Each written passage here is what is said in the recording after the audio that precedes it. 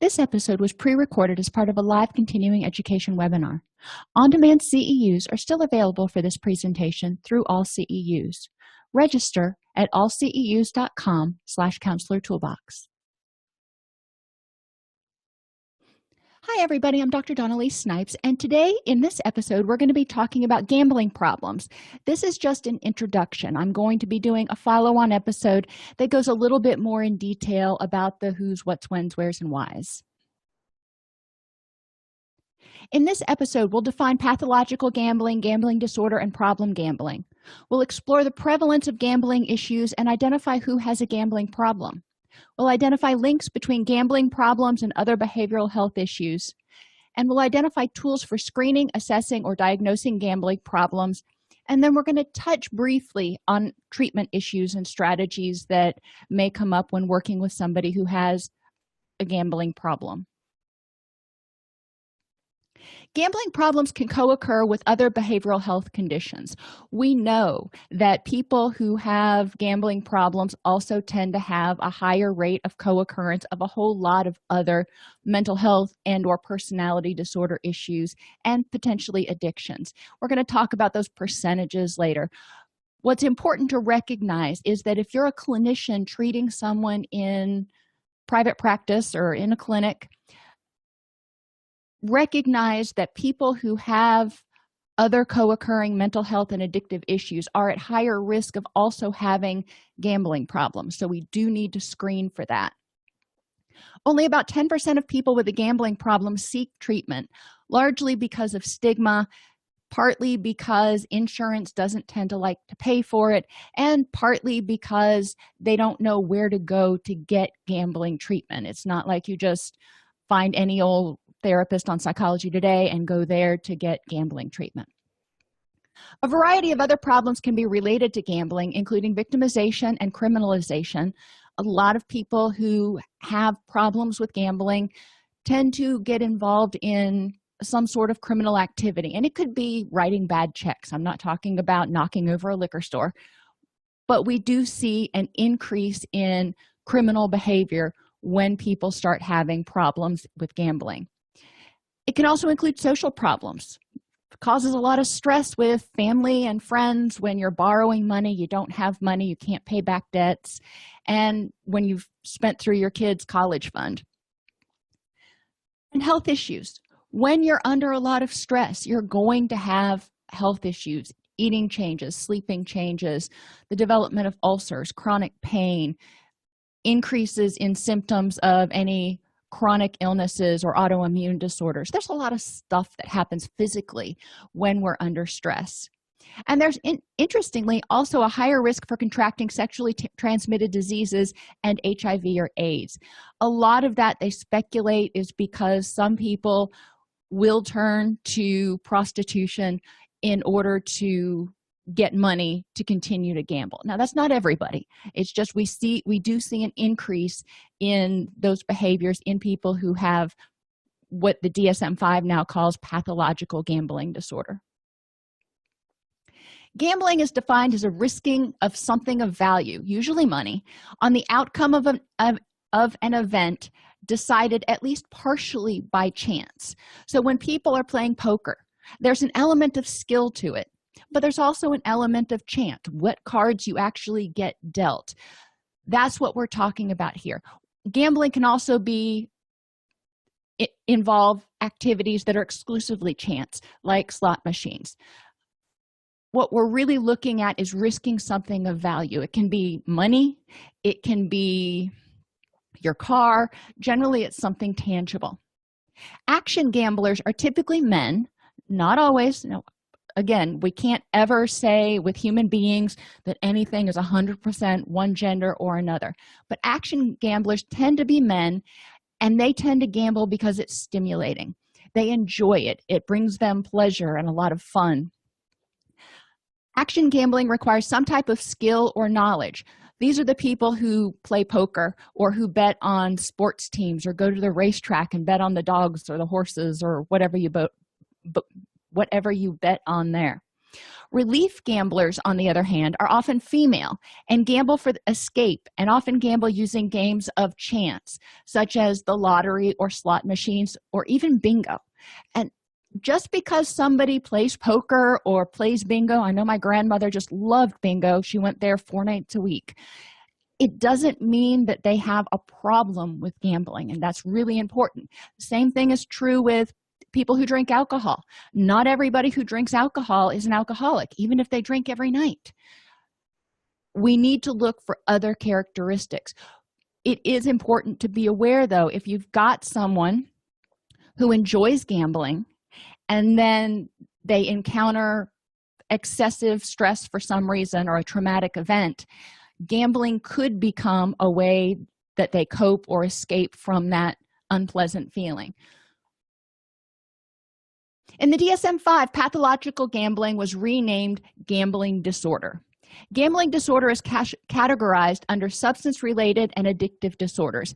This was huge for those of us who have long been saying there are a lot of behavioral or process addictions out there that really mirror substance addiction. It does cause certain neurochemical changes in the brain. When you win a whole bunch of money, there is a flood of dopamine, just like when you take a drug, there can be a flood of dopamine.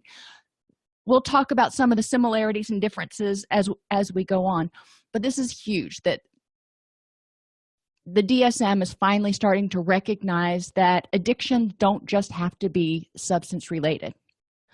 Problem gambling is the term we use when the gambling doesn't meet the criteria for pathological gambling or gambling disorder.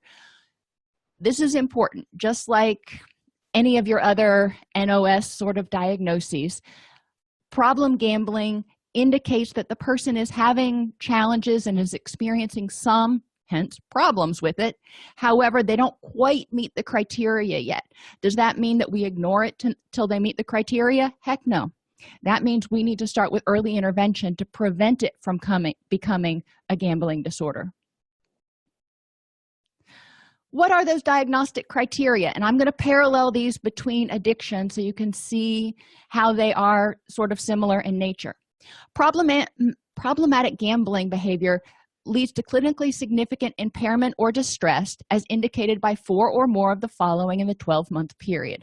This is the same criteria we use for substance addictions. Gambles with increasing amounts of money to achieve the desired excitement. Well, this is similar to tolerance that we talk about with substances, where a person has to use increasing amounts in order to get the desired effect. In gambling, the person is restless or irritable when attempting to cut down or stop. The same exact thing is true with substances. The person has made repeated unsuccessful efforts to cut back or stop gambling.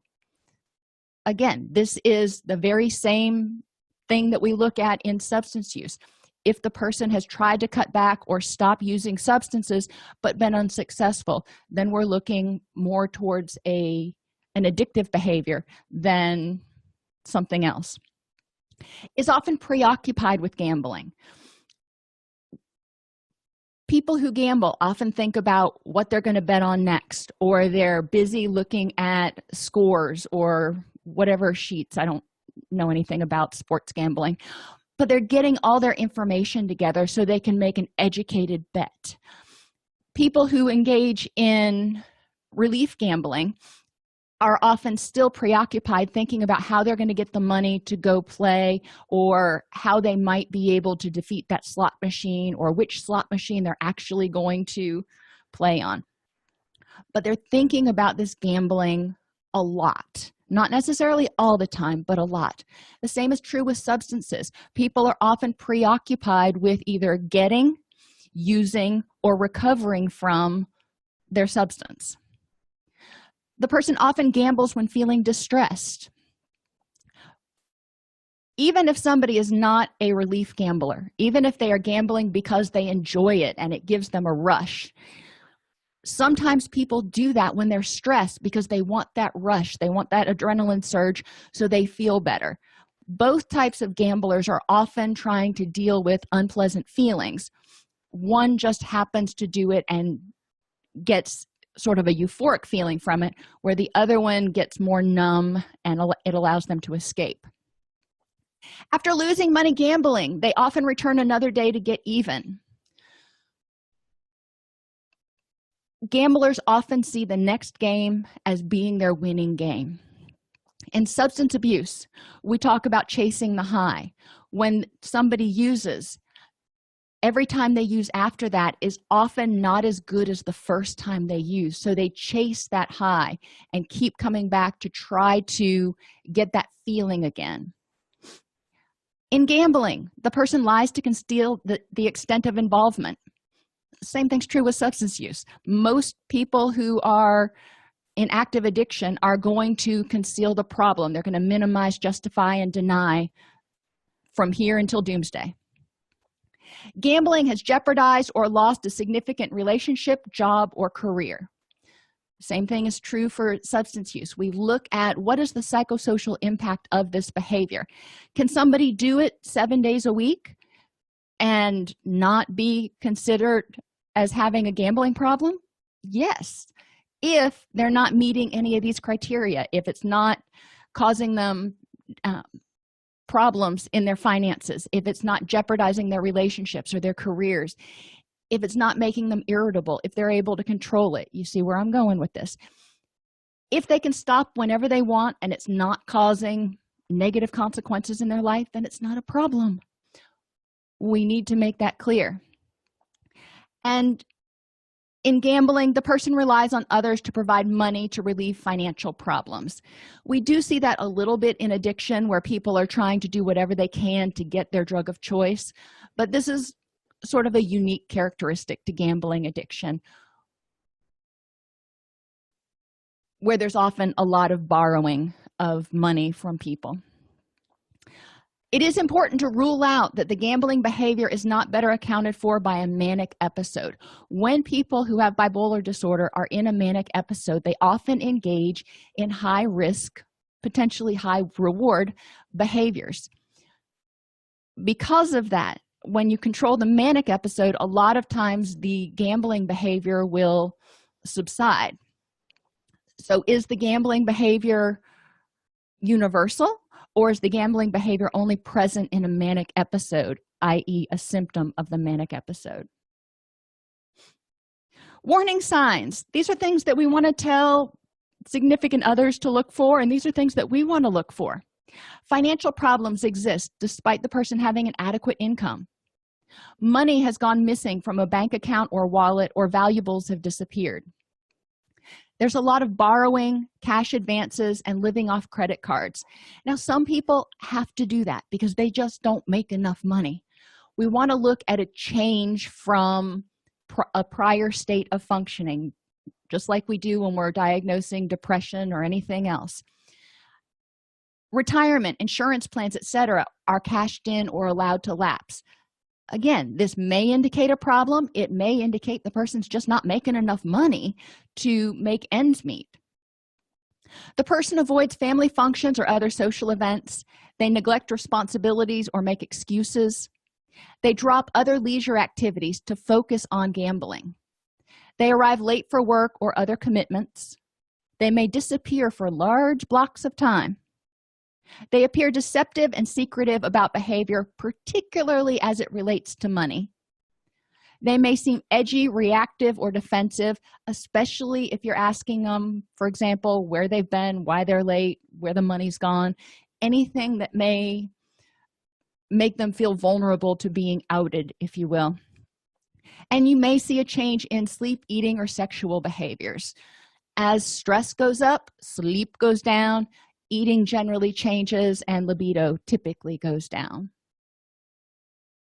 In adolescence, remember, your brain doesn't finish developing, especially those impulse control areas, until about 24 or 25 years old. So when adolescents engage in addictive behaviors, their brain is still in a very malleable state. So a lot of times what we've found is the impact from these dopamine surges and the addictive behaviors is significantly more intense in the brains of adolescents.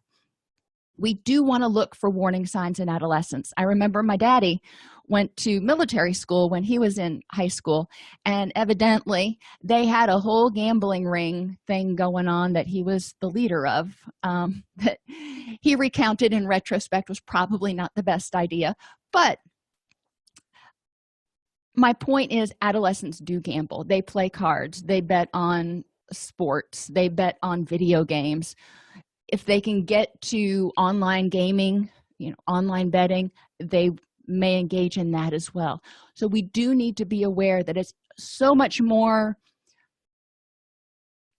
present, and it's so much easier for adolescents to access gambling venues now, since gambling is online, slot machines are online everywhere, that they are at greater risk for being tempted to engage in this behavior and eventually possibly developing addiction, gambling problems.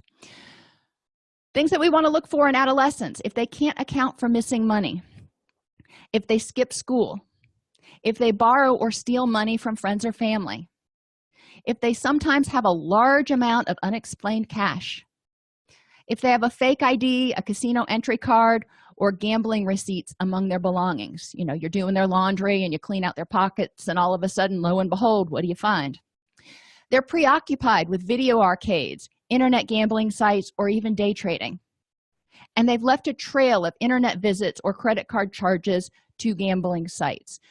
If you're concerned about an adolescent engaging in gambling behaviors, one of the first things to do is to look at their internet history. Prevalence: roughly 1.5 million Americans have experienced pathological gambling or gambling disorder.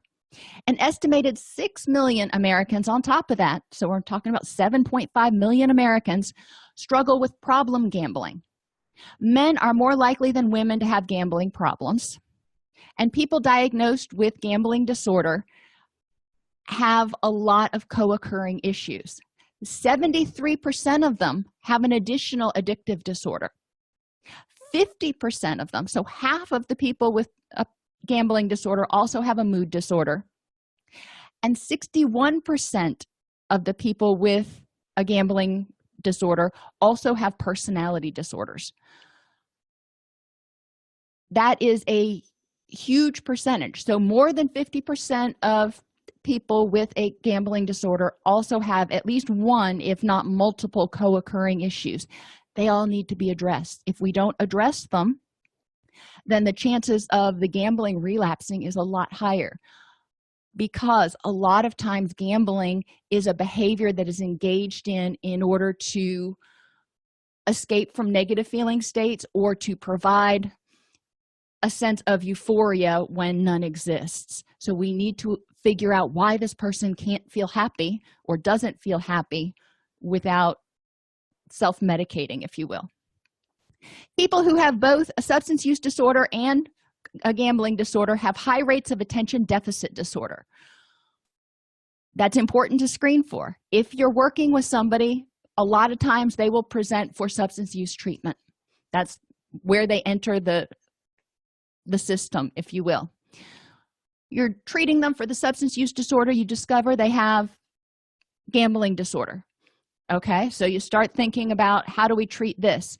Well, as soon as you discover they've got gambling disorder, if you haven't already done it, it's important to screen for ADHD, because that will need to also be concurrently addressed in order to ensure this person has the greatest chance of sustained recovery. The level of gambling involvement may be seen on a continuum from no gambling at all to casual social gambling, serious social gambling, risky gambling, problem gambling, and then pathological gambling. Obviously, pathological gambling or gambling disorder is where it's really starting to cause significant distress in biopsychosocial functioning. And along that continuum, you can see people engaging in more and more risky behaviors. A lot of times their wagers become bigger and bigger. Screening for gambling problems is important because few people seek treatment for these problems and instead seek help for other complaints like insomnia, stress, depression, anxiety, relationship problems, pretty much anything but gambling. When people come in, it's not hard to screen. There are very short screening instruments that you can use, and there are a lot of very available free instruments. So if you are in private practice, you're not having to spend a bunch of money to one of the companies that creates these tests. They're freely available. The South Oaks Gambling Screen has 16 items and differentiates between no gambling problems all the way to probable gambling disorder, and it's freely available. The National Opinion Research Center's diagnostic screen for gambling problems is a questionnaire based on the DSM-4 criteria. We've gone to DSM-5 and there were a couple of changes, but it's available to be used. Other tools are also available. Let me see if I can show them to you real quick.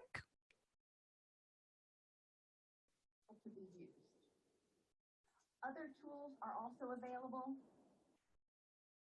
Let me see if I can show them to you real quick. You have screening tools, Gam-Anon, the NODS clip, the NODS, the South Oaks, like I told you already, and Gamblers Anonymous 20 questions. So you can download any of those that you want and take a look at them. So there are three major routes to gambling problems, they theorize. There's what they call the normal route, and these are people who are healthy, functioning adults who fall victim to easy access. Maybe a casino opens up in their area and they decide, hey, this is something that I really enjoy doing a lot. Poor judgment and a misunderstanding of odds. They think if they read the right books, they'll be able to count cards or they'll be able to beat the house, and the odds are just stacked in favor of the house. It's important for people to understand the reality of things. Mood disorders are often the result of gambling, not the cause of gambling in the person who progresses along the, quote, normal route. In the emotionally vulnerable route, it is the mood disorder that triggers the desire to gamble in order to escape. So sort of chicken egg sort of thing here. With normal, the mood disorder comes second. With emotionally vulnerable, the mood disorder comes first.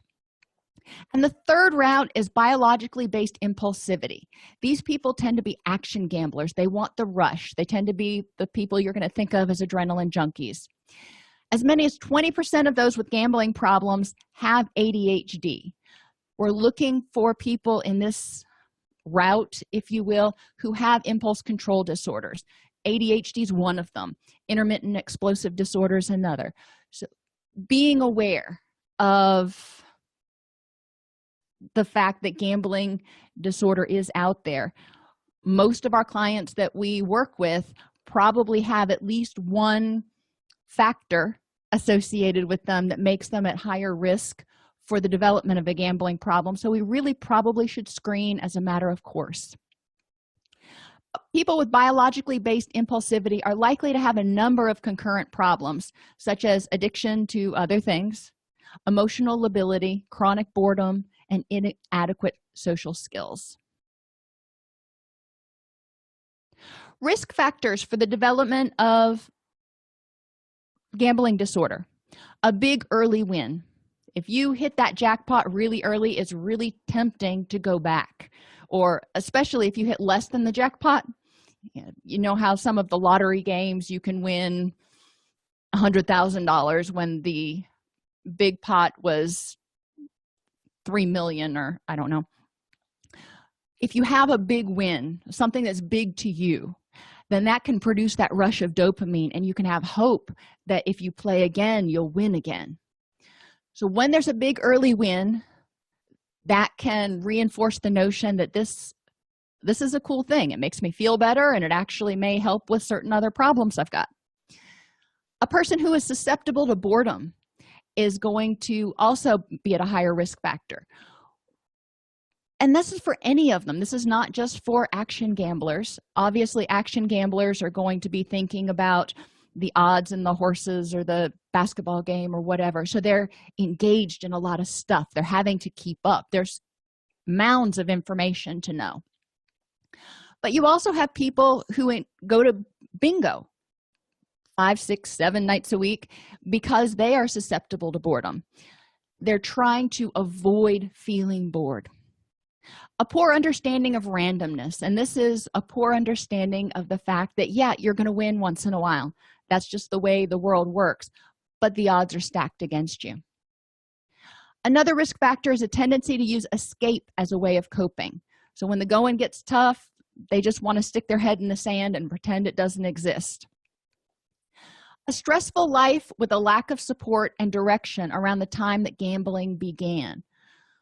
So if you're gambling and enjoying it, it's normal gambling, not having any problems, that social gambling stuff that we were talking about, and then all of a sudden your spouse files for divorce, you may engage in more gambling for the social support, for the camaraderie, for the relief, for the escape, for something else to focus on. And that's when we see that people tend to really start having problems separating from the gambling. And people with a history of a mood disorder, substance disorder, or process addiction can also be at higher risk. If you already have some sort of addictive behavior, then gambling addiction, a lot of people have multiple addictions. That's not surprising at all. And people who have mood disorders often use gambling, again, to try to self-medicate or make themselves feel better in some way. So if people have a history of that, then they are at greater risk for developing a gambling problem. Protective factors, financial security. If you're one of those people like, Bezos or something, who has more money than they know what to do with and they couldn't possibly gamble it all away, then that's going to be a protective factor. Most of us aren't that lucky. If you have supportive friends, that's another protective factor, because supportive friends are there to help buffer against stress, anxiety, help you deal with life on life's terms. Supportive friends are also a buffer against addiction and depression and a whole lot of other things. If you have hopes and dreams for the future, this is a protective factor because it runs counter to boredom. When you're bored, you don't have anything that you're interested in, you don't have anything you want to do. When you have hopes and dreams for the future, you may be engaged in learning or working hard at your job. You may have a focus that is grabbing your attention. People who are doing well at work or school tend to be less likely to develop a gambling disorder. People who use support or other coping skills rather than escape to deal with stress tend to have less of a chance of developing gambling disorder. If they have a knowledge of randomness, that mathematical stuff we were talking about, and if they're able and willing to set limits on betting. When my daddy and his wife used to go to gamble, that was what they did every year for their vacation. That's what they enjoyed doing. They went to Atlantic City and they would set an amount. They had X number of dollars that they were allowed to gamble. If they lost it in the first day, then so be it. If they didn't, then that was good too. But they set very hard limits on what they were willing to bet based on what they were willing and able to lose. That's in the realm of social gambling. People who have gambling problems can't set those limits, or they set them and they can't adhere to them, which starts causing problems, and that's where you have borrowing against credit cards and draining bank accounts. So services, what do we do for people with gambling issues? First, provide information and resources to assist clients with financial difficulties. Debtors Anonymous can help people learn how to budget their money and rein in their spending. When a person presents for treatment and this gambling issue comes out, a lot of times they're feeling very desperate about their financial situation. So if you can help them start getting a handle on that and seeing some sort of way to get out of this hole that they've dug themselves into, it provides hope. It provides incentive. They're probably dealing with marital and family issues. Gambling contributes to chaos and dysfunction within the family and can contribute to separation and divorce, and is associated with much higher rates of child and spousal abuse than in the non-gambling disordered population. Disclosing the gambling secret can be devastating to relationships, leading to resentment and a loss of trust. A lot of times when somebody discloses the gambling secret, it's after the finances have all but been wiped out. A lot of times college funds have been drained and bank accounts have been drained, and the spouse was completely oblivious and they feel very violated. We want to refer the client, if they're willing to go to a 12-step program, to Gamblers Anonymous, and family members to Gam-Anon. The third type of issue that many people with gambling disorder may present with are legal issues. Like I said earlier, the legal issues are very rarely severe criminal infractions. A lot of times they are misdemeanors, could even be felonies depending on the size of the check, but a lot of times it's something like passing bad checks or other nonviolent crimes. Treatment strategies, motivational interviewing, just like with most any other type of client that you see. We need to help people get motivated to stop gambling. Gambling has served a purpose. It had a function. There were benefits for the person. Now, they also had a lot of consequences, but there were benefits. So we want to help them highlight the benefits of not gambling and highlight the consequences of gambling so they are more motivated to want to change. Go to SAMHSA's Treatment Improvement Protocol 35 on motivational interviewing if you want to learn more about helping people increase their motivation. Brief solution-focused counseling is often very helpful, as is cognitive behavioral therapy. Cognitive behavioral therapy is used to treat gambling disorder by helping people identify and changing cognitive distortions about gambling, particularly the one that says, I can win, I can beat the system. We want to reinforce non-gambling behaviors and help people continue to recognize positive and negative consequences of their gambling as well as their recovery. Help them see the positive consequences of their recovery and the negative consequences of gambling. We also want to ask, what function did the gambling serve for that person? Because we need to help them meet that need somehow. If they were using it to numb pain or to escape, then we need to help them figure out how to deal with those really awful, painful feelings. We can't just take the gambling away and go, good luck. That's crucial to relapse prevention. And finally, relapse prevention. We want to help people identify and avoid risky situations that can trigger or cue feelings or thoughts that can lead to relapse for gambling or anything else, but especially for gambling. Risky situations can be a lot of things, but what is it that triggers your gambling? Is it when you feel stressed? Is it when you feel depressed? Well, then we have to figure out what triggers your stress and what triggers your depression. We also want to look at environmental triggers and people triggers, people, places, and things. And in relapse prevention, we need to help people learn to prevent vulnerabilities. Remember that vulnerabilities are those things that make you more likely to react strongly and negatively when things happen. So instead of reacting to something on a scale of 1 to 10, instead of reacting with a 2 because somebody left the cap off the toothpaste, you react with an 8, and just an extreme reaction. So we want to look at these vulnerabilities. For a lot of people, if they are overtired, if they are exhausted, it is more difficult to deal with life on life's terms, so they tend to be more irritable. If they're sick, if they're in pain, if they're depressed, each person is going to have their own vulnerabilities, and they need to know what those are so they can prevent them as much as possible. But when they can't prevent them, we all get sick, for example, they need to have a plan to deal with them to prevent any further harm or to mitigate them.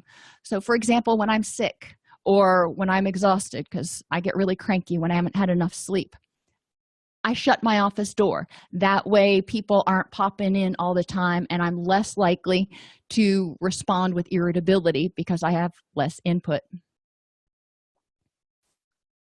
Gambling is a large problem for millions of people.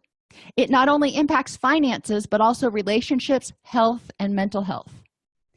People tend to gamble for two main reasons: excitement or escape. Money is not always the end goal for gamblers. Oftentimes, it's not. It can be a potent reinforcer, but most of the time, people are gambling for excitement or escape. Gamblers will often have distorted cognitions about the likelihood they will win. Adolescents who develop a problem with gambling are more likely to develop pathological gambling issues in adulthood. Protective factors that we want to enhance in adults and in any clients we have, whether or not they have gambling disorder or not. We want to enhance social support, healthy coping skills, educate them about gambling if they're at risk or if they have any interest in it, so they know how to set limits on bets, and encourage people, regardless of their diagnosis, to have other hobbies, interests, and goals. All of these protective factors are protective for a myriad of mental health as well as addictive problems, and we really want to enhance them in all of our clients. If this podcast helps you help your clients or yourself, please support us by purchasing your CEUs at allceus.com or getting your agency to sponsor an episode. A direct link to the on-demand CEUs for this podcast is at allceus.com/podcast CEUs. That's allceus.com/podcast CEUs. To sponsor an episode of Counselor Toolbox and reach over 50,000 clinicians per week, go to allceus.com/sponsor. Thank you.